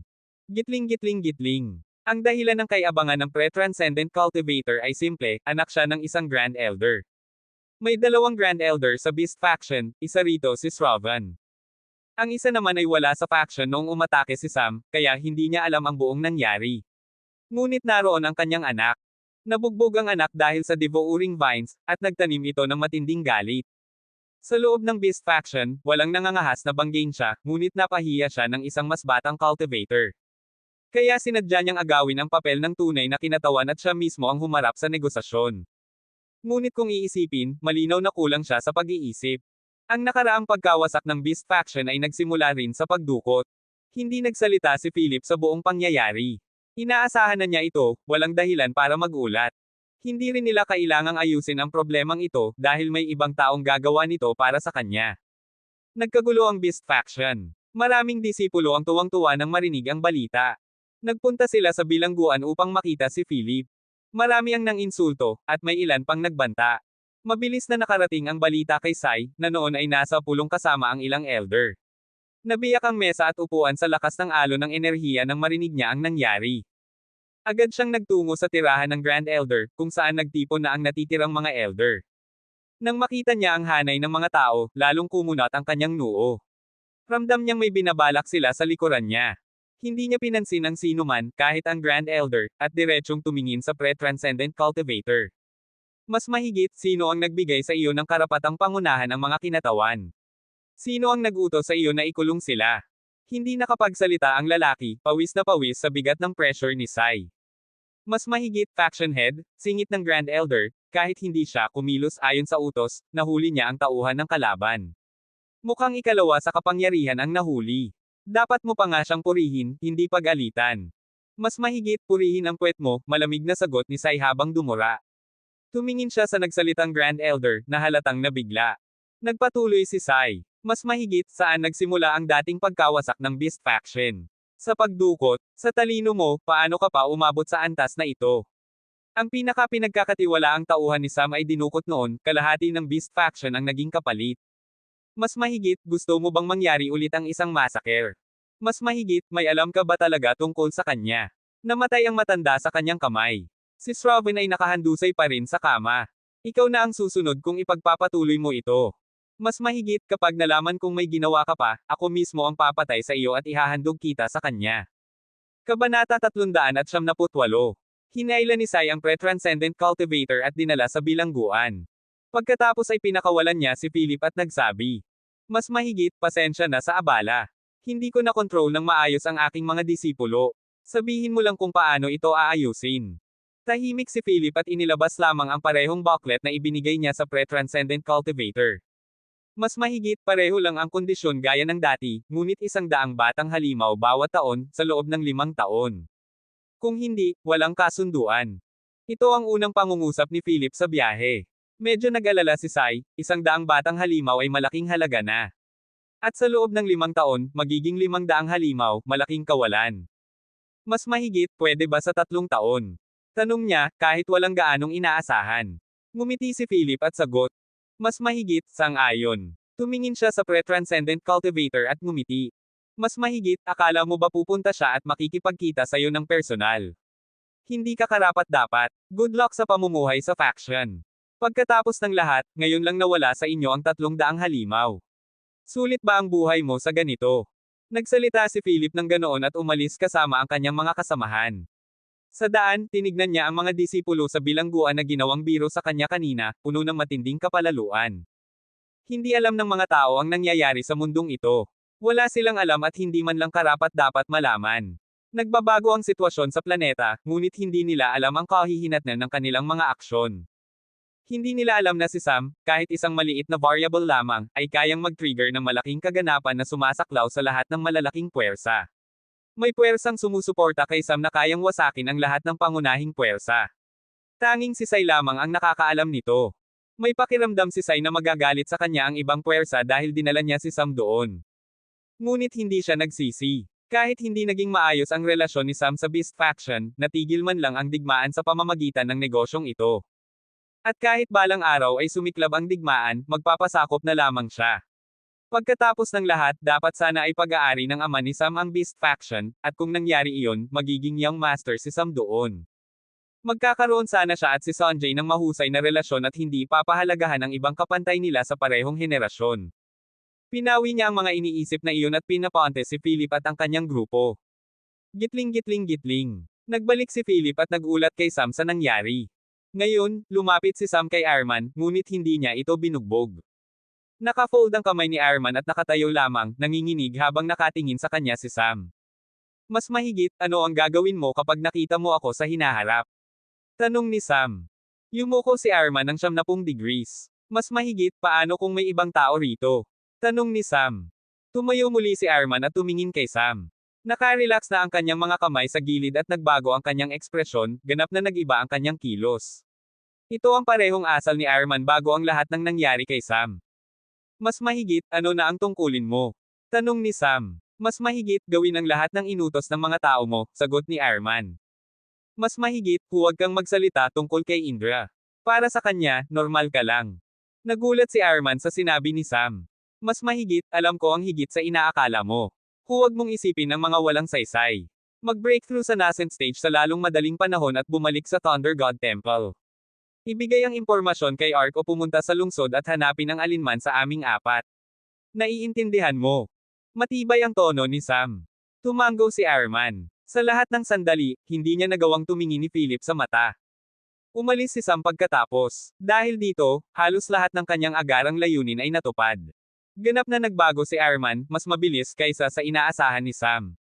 Sa nakaraan, 1 linggo lang ang kailangan niya para maabot ito, isa sa kanyang espesyalidad. Gitling. Ginamit ni Sam ang basic instincts ng isang buhay na nilalang. Kung makakita ang isang karaniwang tao ng ahas, tatayo siya sa takot. Kung makakita ng tigre, malalaman niyang delikado siya at maninilaw ang katawan niya. Ito ang natural na instinct. Ang tao ay hayop sa kalikasan. Kahit ano pa ang isipin nila, hindi ito mababago. Kaya walang paraan para mawala ang primal instincts na iyon. At sinigurado ni Sam na lumabas ang instincts na iyon at maging aktibo. Kung hindi dahil cultivator si Arman, matutumba siya ng mas maaga. Gitling. Bumalik si Sam sa Divine Dimension at ipinagpatuloy ang paggawa ng production unit. Kailangan lang nito ng finishing touches at kaunting assembly. Pagkalipas ng 2 araw sa tower time, tapos na ito. Handa na para gamitin. Ang natitira na lang ay ang disenyo. Minsan, gusto niya talaga ang simulation effect ng tower. Gusto niyang pasalamatan si Ling Tian, o sino man ang nagbigay sa kanya ng pagkakataon, dahil napadali nito ang paggawa ng mga bago. Hindi na kailangan gumawa ng prototype sa physical world, maaari niyang subukan sa simulation at makita kung gagana. Sa nakaraang buhay, wala siyang ganitong kagamitan hanggang sa huling mga buwan lang, at kulang sa detalye. Gitling gitling gitling. Pagkatapos ng disenyo, natapos na ni Sam ang produkto. Lumapit siya sa production unit. May dala siyang mahabang scroll ng papel na puno ng ink drawings. Malaki ang production unit, kalahati ng laki ng basketball court. Ang base ay isang malaking metallic cuboid block na may chamfered end. Tumayo siya sa harap ng slanted end, parang slant table na may crystalline glass surface. May sliding door dito, nakabukas at nakalantad ang glass layer. Ipinwesto niya ang scroll sa side table at pinili ang isa, inilagay sa glass surface na nakadrawing pababa, at isinara ang sliding door para hawakan ito. Lumipat siya sa gilid ng slant, may maliit na rectangular plate na may maraming button at switch. Sa base, may 12 rectangular pillars at maraming flexible robotic arms. Hati ang base sa dalawang bahagi, maliit, isang kapat ng base, at malaking bahagi, 3 kapat. May 2 pillar sa maliit na bahagi, may flexible arms din, at sa malaking bahagi, may malaking compartment para sa raw materials at tools, at square metallic platform na parang work table. Ang mga pillars ay may mounted tools, para suspenden ang workpiece o palitan ang tools, at may ilan na suportado lang ang flexible arm. Pinindot niya ang button, bumukas ang maliit na bahagi, may pit na may fiery red metal glaze, fire meteorite sand, na kayang tiisin ang napakataas na temperatura. May maliliit na buta sa walls para sa methane gas, at may iba pang paraan gamit ang energy cells.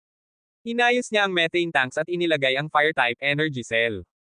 Matapos suriin ang unit, handa na itong simulan ang produksyon. Sa wakas, susubukan na ni Sam ang bagong imbensyon. Kabanata 399. Pinindot ni Sam ang isang buton sa makina at bumukas ang maliit na parihabang plato sa tabi ng glass screen. Ibinunyag din nito ang isang crystalline glass screen ngunit ito ay kulay berde. Ipinatong niya ang kanyang mga kamay dito at ginusto na ang kanyang espiritual na kamalayan ay maglakbay sa loob ng makina. Nararamdaman ni Sam na nililisan niya ang kanyang katawan at pumapasok sa makina. Nagbago ang kanyang mga pandama at naramdaman niya na siya ay ibang nilalang. Ang kanyang katawan ay nakatayo lamang doon na walang galaw. Ang kanyang espiritual na kamalayan ay pumasok sa puppet core na nasa loob ng makina. Nararamdaman niya ang lahat ng bahagi ng makina at pati na rin ang mga hilaw na materyales, energy cells, kasangkapan at fuel tanks na hindi likas na bahagi ng makina. Ang pinakamagandang bahagi ay nakikita ni Sam ang disenyo na inilagay niya sa glass screen. Nakikita niya ang bawat detalye sa malapit na paraan. Ang enerhiya mula sa energy cells ay hinihila at nagsimulang gumalaw ang mga braso, kinuha ni Sam ang material mula sa hukay. Pagkatapos ay inilagay niya ito sa loob ng nakabukas na fire pit at isinara ito. Sinimulan niya ang methane gas at nagliyab ang apoy sa loob ng hukay. Hindi nagtagal ay pumasok ang metal sa napakainit na kondisyon. Hindi hinayaan ni Sam na direktang matuno ang metal, kung gusto niyang gumawa ng molten metal casting, kailangan niyang gumawa ng ilang pagbabago sa makina. Bagamat napakaliit ang mga ito, ngunit mahalaga. Gumalaw ang braso at inalis ang metal mula sa hukay. Ito ngayon ay isang bukol ng matingkad na pulang metal. Kinuha ng braso ang bukol at inilagay ito sa loob ng isa sa mga uka ng haligi. Sa dalawang haligi malapit sa fire pit, ito ang pangunahing layunin, ang isang bahagi ay may mga uka at ang kabilang bahagi ay may ilang suspended beam. Sa sumunod na segundo, isang pabilog na metallic cylinder na napakatigas ay lumabas mula sa beam at pinukpok ang metal sa uka. Hindi talaga ito isang mahusay na pamamaraan, ang groove box na technically na tinatawag na swage block ay gagawing kuhanin ng metal ang kinakailangang hugis, ngunit kadalasang ginagawa ito sa sahig upang maiwasan ang kawalang tatag. Siyempre, nagawa ito ni Sam dahil sa katatagan ng makina at ilang dagdag na inscription na pumipigil sa metal na mahulog. Pagkatapos pumukpok sa uka, gumalaw ang isa pang braso at itinulak ang metal palabas, hindi daw makikita ang metal sa loob. Ngayon, si Sam ay may isang maliit na metallic cylinder sa kanyang mga kamay. Ang workpiece ay nagpalit ng mga braso at dumating sa pangalawang bahagi ng makina, sa loob ng kompartimento, mayroong isang maliit na walang laman na kompartimento, at inilagay ni Sam ang mainit na metallic piece sa loob. Sa pamamagitan ng ilang inscription ng hangin at tubig na pinagsama, pinalamig ang metal. Pagkatapos ay ibinalik niya ang solidong metal at inilagay ito sa loob ng isa sa mga haligi, ang lugar kung saan hawak ang workpiece ay may pabilog na aparato na may 4 na panga, sa pagitan nito ay hawak ang workpiece. Ang holding device na ito ay tinatawag na chock. Pagkatapos nito ay may isang maliit na tunog na nagmumula sa ilalim ng kama at nagsimulang umikot ang chock. Kinuha ng isa pang metallic arm ang isang tok mula sa kompartimento, at pagkatapos ay inilagay ito sa workpiece na umiikot sa napakabilis na bilis. Inalis ng tulang metal mula sa workpiece sa anyo ng maliliit na metallic chips at lumitaw ang isang makinis na ibabaw. Ang operasyon na ito ay tinatawag na turning. Pagkatapos ng normal na turning, sinimulan ni Sam na paikutin ang bagay sa iba't ibang haba at iba't ibang diameter. Ngayon, ang silindro ay may maraming uka dito. Pagkatapos nito, lumitaw ang isa pang braso at sa pagkakataong ito ay may hawak itong drill bit. Ang drill bit ay hindi umiikot, sa halip ito ay nakatigil at hawak ito kasama ng umiikot na workpiece at isang butas ang ginawa sa kahabaan ng silindro. Pagkatapos nito, nagsagawa si Sam ng maraming iba pang operasyon, tulad ng knurling, threading, at iba pa bago putulin ang workpiece sa may-ari. Ang bahaging ito lamang ng workpiece ay kapaki-pakinabang. Pagkatapos nito, inilagay niya ang mga scrap at chips ng metal sa raw material compartment. Ang unang bahagi ng makina ay handa na at nangyari ito sa ilang sandali. Sa makina na ito hindi lamang niya nagawa ang buong proseso ng mas mabilis kaysa sa normal, ginawa niya ito ng may higit na kahusayan. Ito ay mas mahusay at tumpak kumpara sa kanya na normal na sinusubukang likhain ang mga ito sa mga makina. Hindi niya kailangang ilipat ang bagay mula sa makina patungo sa makina at wala siyang anumang pagkakamali. Naramdaman ni Sam ang labis na kagalakan sa tagumpay ng production unit. Ngunit pagkatapos, pumasok sa kanyang isipan ang isang pag-iisip. Ano ang dapat niyang ipanggalan dito? Si Sam ay napakasama sa pagbibigay ng pangalan ngunit palagi niyang gustong pangalanan ang kanyang mga produkto na may napakasamang epekto. Sa bawat oras, pinangalanan niya ang isang produkto magkakaroon ng isang pag-iisip sa kanyang isipan. Sa pagkakataong ito, mag-iisip ako ng mahaba at mahirap bago magdesisyon. At halos sa bawat oras, nagkakamali siya. Ang oras na ito ay pareho din, nagpasya siyang mag-isip ng mahaba at mahirap at ang kailangan lang nating gawin ay maghintay na magkamali siya. Nagpatuloy si Sam sa paggawa ng isang bahagi pagkatapos ng isa pa, gumalaw ang mga braso ng makina na parang sarili niyang mga kamay. Pagkatapos ng isang araw ng tuloy-tuloy na pagmamanupaktura, sa wakas ay natapos ni Sam ang lahat ng kanyang mga bahagi at ngayon ay may isa pang bagay na dapat gawin sa mga bahagi bago niya matapos ang kanyang pagpupulong. Ang dulo ng metallic arm ay tinanggal ng isa pang metallic arm at isa pang tool ang ikinabit sa lugar na iyon. Ito ay isang tool na mukhang panulat. Nagsimulang gumalaw ang braso habang hawak ng mga natitirang braso ang bawat bahagi sa lugar. Pagkatapos ay sinimulan nito ang mga inscription. Matapos makumplito ang lahat ng kinakailangang inscription, nagsimula ang pagpupulong. Mayroong isang masalimuot na mekanismo sa isa sa mga braso at ito ang pangunahing bahagi ng puppet. Ang puppet core na nilikha ni Sam at ang Space Jade ay naglalaman ng mga energy cells na nagsisilbing power source. Pagkatapos ay dumating ang panlabas na shell ng puppet at ngayon ang mga dagdag na braso ay binuo at ang mga welds ay ginawa kung kinakailangan.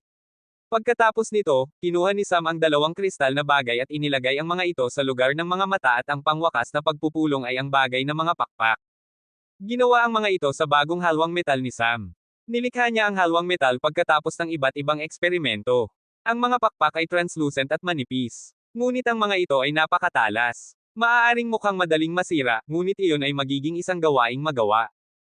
Ang lahat ng metal na ginamit ni Sam ay mga grade 7 metal na may kakayahang magpanday ng isang mataas na antas ng sandata na madaling makakasakit sa isang pre-transcendent.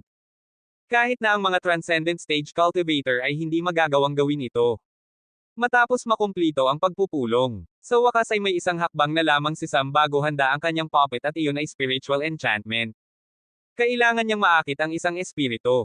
Ang puppet ay ng ganitong uri at may mga kakayahan na mas mahusay na maipapakita kung ang isang espiritu ay naaakit at hindi puppeteering. Dalawang metallic arm na may mga panulat sa kanilang mga dulo ang nagsimulang gumuhit ng isang runic circle sa parisukat na platform habang ang puppet ay nakabitin sa hangin kasama ang iba pang mga braso. Matapos makumplito ang runic circle, inilagay niya ang puppet sa platform at i-activate ang circle. Tila may binuksan na madilim na kawalan sa loob ng sentro ng bilog, ngunit naroon pa rin ang puppet nang hindi nahuhulog sa kawalan.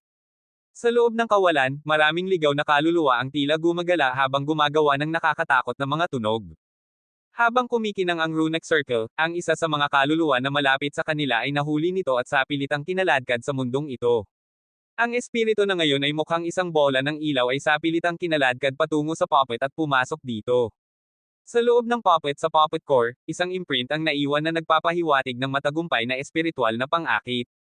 Bumalik ang kamalayan ni Sam sa kanyang katawan at iminulat niya ang kanyang mga mata. Tumingin siya sa puppet na ang kristal ay may mahinang glow sa sandaling ito. Pumapagaspas ang mga pakpak habang lumilipad ito at nagsimulang lumutang sa hangin. Sa isang pag-iisip lamang, lumipad ang puppet patungo kay Sam at lumutang sa harap niya. Ang puppet na ginawa niya ay hindi malaki, ito ay talagang maliit. Ito ay kasing laki ng isang sanggol. At hindi rin ito humanoid. Ito ay talagang isang puppet na mas mukhang bubuyog. Mayroong 6 na limbs na nakakabit sa metallic thorax, ngunit sa katunayan, konektado ang mga ito sa internal core mechanism. Ang mga dulo ng mga limbs ay matalas at mayroong metallic tip sa dulo ng buntot ng bubuyog na tila gumaganap bilang isang stinger. Dahil sa mas pinong pagkakayari, walang sino man ang makakapansin nito ng madali, ngunit makikita nila na ang dulo ng buntot ng stinger ay hindi welded sa iba pang bahagi ng katawan kung makikita nila ito ng malapitan. Bukod sa pangunahing mekanismo, mayroong ilang iba pang mga bagay sa loob ng shell na may pangalawang layunin. Matapos suriin ang puppet at tiyaking gumagana ito, bumalik si Sam sa makina at nagsimulang gumawa ng iba pa at sa pagkakataong ito ay isang maliit na screen. Ito ang parehong screen na ginagamit para sa pagsubaybay sa lungsod. Matapos gawin ang screen na kasing laki ng isang iPad, kinuha niya ang isang maliit na energy cell sa kanyang mga kamay at inilagay ito sa isang slot sa likuran ng screen. Bumalik siya sa puppet at ginawa ang kinuha ang isang maliit na metallic object mula sa leeg ng bubuyog. Inilagay niya ang bagay na iyon sa likuran ng screen sa tabi ng energy cell at nagsimulang magpakita ng larawan ang screen. Ito ay live surveillance. Ipinapakita ng screen ang anumang pinapanood ng mga mata ng bubuyog. At ito ay isa lamang sa mga function. Ang kanyang unang disenyo ng puppet ay matagumpay, ang kailangan lang niyang gawin ay i-mount ito sa mga kinakailangang accessories na kinakailangan para sa mga pag-atake nito at ang lahat ay magiging kasing ganda ng tapos na. Ngunit hindi ito ang oras para pumasok ito sa merkado. Ang tanging dahilan na ginawa itong mas mabilis dahil kailangan niya ng maraming oras upang tumuon sa iba pang mga bagay sa ibang pagkakataon. Tulad ng para sa pagbebenta at negosyo, maaari itong maghintay ng ilang sandali. Kabanata 400. Pumasok si Sam sa paglilihis. Lumipas ang 5.5 buwan. Umabot si Sam sa level -2 ng nascent, ang kanyang katawan ay bahagyang nagbago at sa dagdag ng pagpapalakas ng katawan, ang paglilinang ay naging labis na masakit. Ngunit naabot pa rin niya ang ikalawang antas. Sa 5.5 buwan na ito maraming bagay ang nangyari. Bagamat lubusan siyang nakatuon sa pagmamanupaktura at paglilinang, nanatili pa rin siyang nakikipag-ugnayan sa labas ng mundo. 5 buwan ang nakalipas, nakamit ni Arman ang yugto ng nascent at nagpunta sa templo ng Diyos ng Kulog. Gumawa pa siya ng kwento na hinabol siya ni Sam sa loob ng 3 araw at malubhang nasugatan siya, ngunit nakatakas pa rin siya. At sinisipan niya ang lahat ng ito sa kay-abangan ni Sam dahil sa hindi paggamit ng anumang trick at gustong patayin siya ng mag-isa, kaya binigyan siya ng pagkakataong makatakas. Tinanggap niya ang lahat ng iyon para lamang pagalingin ang kanyang sarili at makabawi. Ang kwento ay lubos na kapanipaniwala at ang mga nakatataas ay hindi nagduda sa kanya. Sila rin ay tuwang-tuwa na nakamit ni Arman ang Nascent Realm. Sa totoo lang, sa nawasak na kalooban, hindi dapat nakamit ni Arman ang ganoong kadali, ngunit ang bagay ay ang kanyang kalooban ay muling hinubog. Mula ngayon, anuman ang sabihin ni Sam ay gagawin niya at ang kanyang tanging pagtuon ay nasa aspetong iyon lamang. Kahit na, ito ay parang hanggal, ang pambubugbog na iyon ay talagang nagbigay sa kanya ng kalamangan sa paglilinang. Ang lahat ng kanyang hindi gustong mga kaisipan at likas na ugali ay pinigilan at ang kanyang mga kaisipan lamang para sa isang pambihirang tagumpay na nagmula sa mga utos ni Sam ang nanatili, na nagpapabili sa kanya na humingi ng kaliwanagan kaysa sa dapat niya. Hindi siya nakipag-ugnayan kay Sam pagkatapos noon, mayroon siyang gustong sabihin at nahulaan ni Sam na iyon ay may kaugnayan sa kay Indra, ngunit ayaw niyang maabala. Bukod doon, ginugol niya ang kanyang oras sa paggawa ng mga bee-puppet at mga screen para sa kanila. Kung bakit niya pinili ang bee bilang kanyang unang puppet, walang gaanong dahilan, naramdaman niya na ang katawan ay madaling idisenyo at ang mga bahagi ay mas madaling gawin. Kung nagdisenyo siya ng hayop tulad ng aso o anumang ibon, ang kinakailangan sa bahagi ay masyadong mataas at wala siyang sapat na karanasan sa pagsasama-sama ng mga modernong robotic na disenyo sa espiritual na enerhiya.